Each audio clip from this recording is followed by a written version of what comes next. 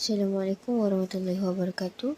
Today we're going to explain about chapter 24, Electronics. Here are my group members. These are the subtopics that will be covered by us. Introduction of Operational Amplifier. Operational amplifier has very high gains. Also, it is quite widely used in the 741 operational amplifier.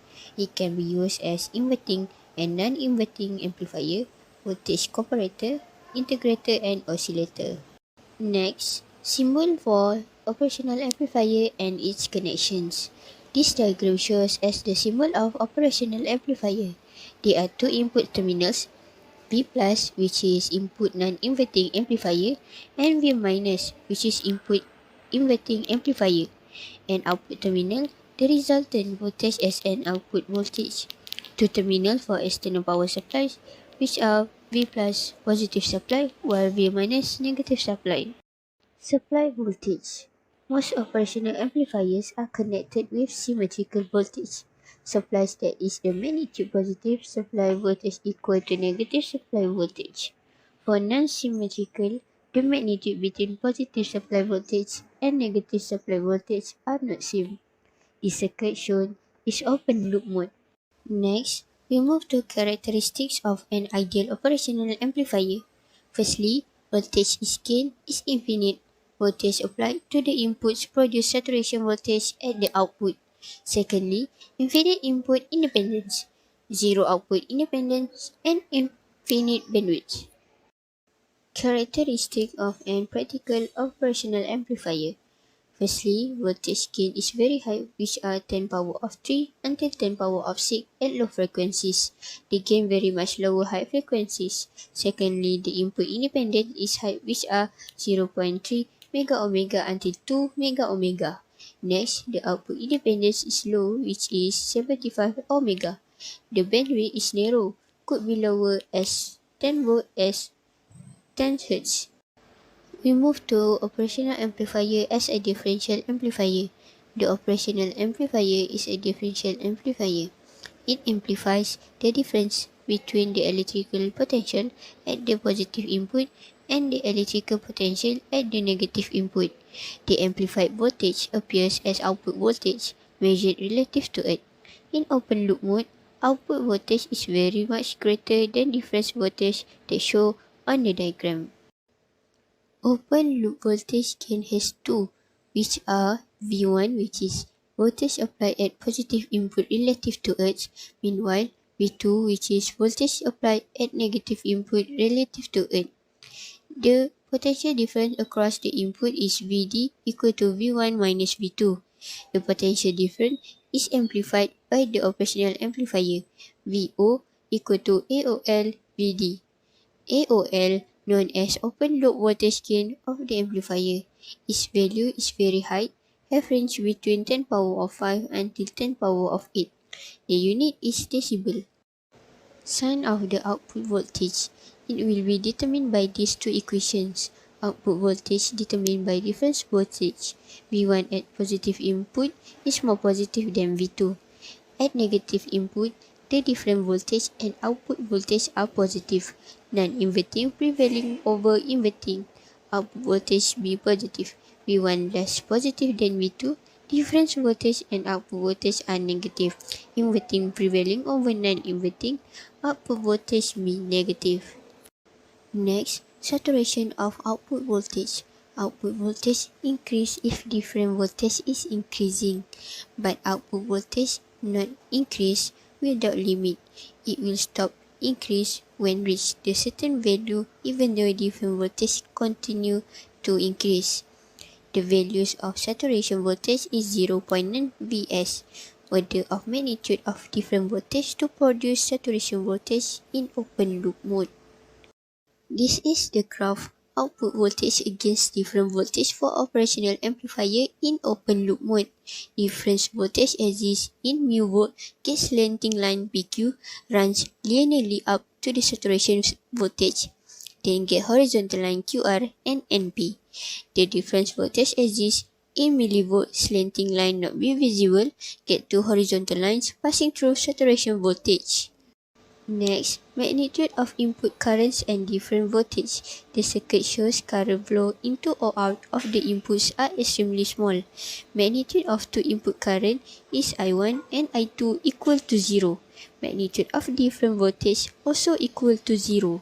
The stability of open loop gain. Suppose an operational amplifier found in a circuit with an operational loop gain of 100,000 is damaged. We can replace the damaged operational amplifier with another similar one.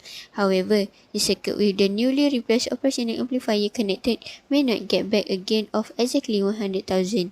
The gain is dependent on the parameters of the operational amplifier. Increase in temperature of the circuit components and the operational amplifier itself can change the value of open loop gain. In the open loop mode, the amplifier has a very narrow bandwidth. If the amplifier operates beyond this narrow bandwidth, the gain drops very fast. Negative feedback. Feedback in amplifiers.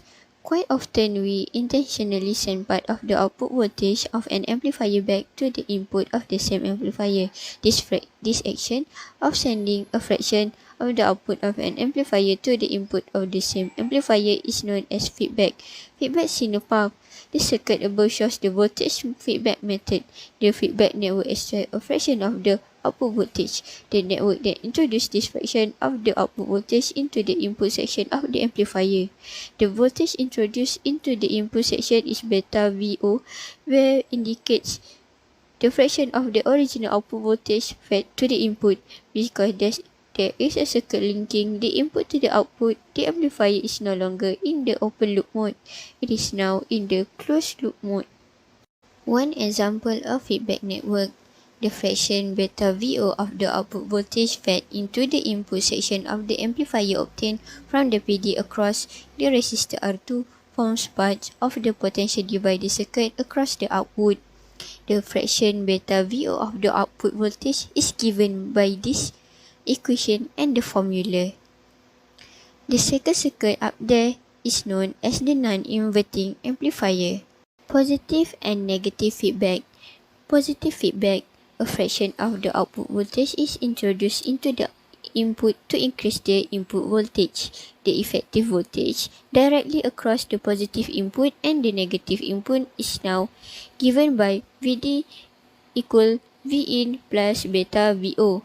Negative feedback, a fraction of the output voltage is introduced into the input to decrease the input voltage, which is VD equal to Vin minus beta VO. Advantages of negative feedback. Voltage gain of the amplifier with negative feedback is very stable. Voltage gain bandwidth is greatly increased, noises in signals are much reduced, and distortion of signal are much reduced. For inverting amplifier, first, positive input is grounded, so V1 equals to 0. The negative input is connected to input signal voltage via resistor I. Next, point X in output and point Y in input is connected via resistor F, so the path X and Y acts as negative feedback circuit. Some of output voltage will be sent back to the input. So, the amplifier is operating in closed loop mode. The polarity of V output always reverse of polarity in V2 at negative input and at signal V input. Hence, this is known as inverting amplifier, which VD and VO are out of phase by 180 degrees. Next, in virtual ground, voltage difference is equal to V1 minus V2, approximate to 0. The positive input is grounded, so V1 equals to 0, so V2 is nearly equal to 0. Potential at Y at negative input is nearly equal to 0, so Y is known as virtual ground. Closed loop voltage gain of inverting amplifier is defined as ACL equals to voltage output over voltage input. If ACL is constant, then V output linear to V input, but the relationship is true only if the output voltage does not get saturated. For the current flow, it moves from P to Y through R, then negative input ground, and back to P through V input. So I input equals to V input over resistor I. The next flow is move from ground to positive input to negative input to point Y to point X through resistor F and back to ground via resistor L. So it produced IF equals to V output over resistor F. So Kirchhoff's current law is applied to junction Y, because II equals to IF. From those formula produced, it will produce ECL equals to negative RF over RI. We're moving on to non-inverting amplifier. For this amplifier, input voltage connected to positive input.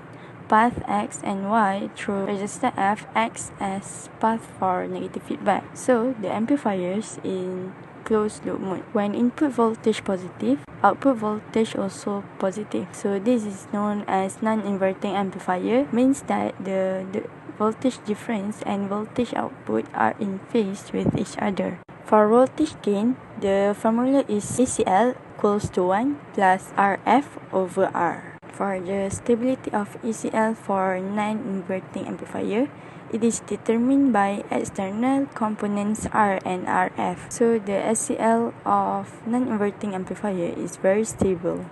Let's continue with voltage comparator. Voltage comparator compares two voltage applied to the two inputs of the op-amp.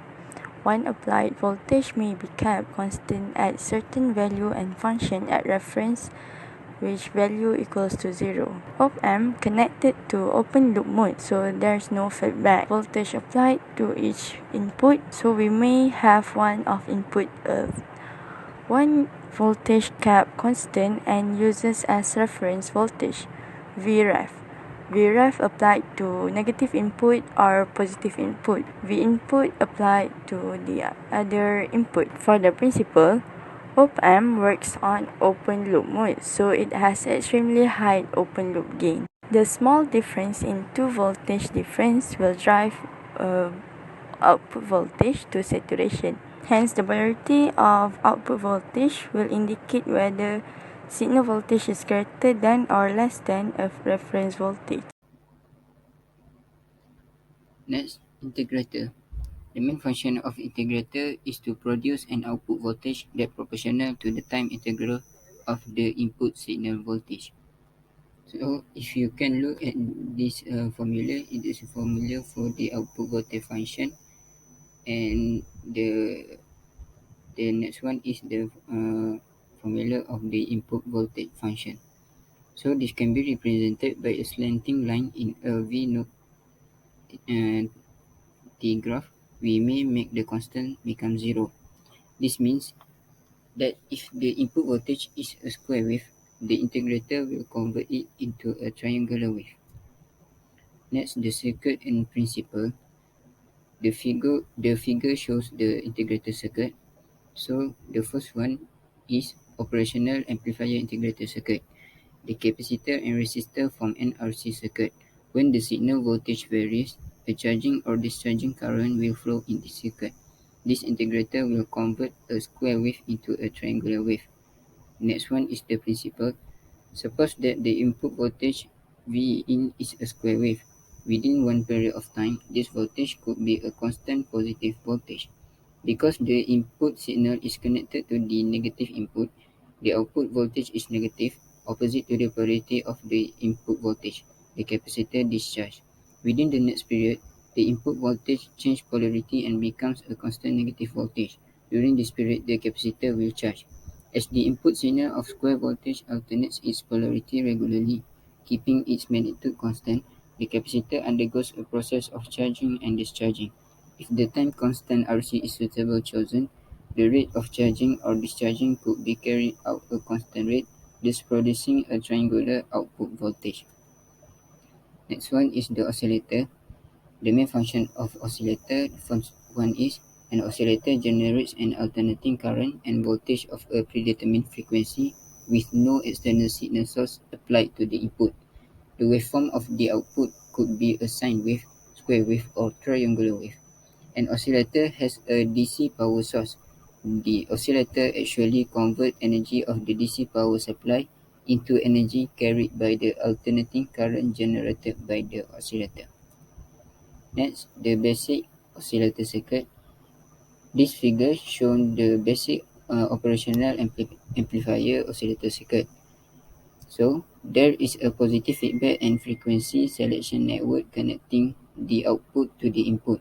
There is no external signal connected to the input. The signal which the amplifier does receive is that feedback from the output. A DC power source, not shown, is connected to the amplifier. Next, the essential requirements for oscillation. The figure shows basic phase shift oscillator circuit. In order to achieve oscillation and sustain it in stable condition, the following requirements must be met.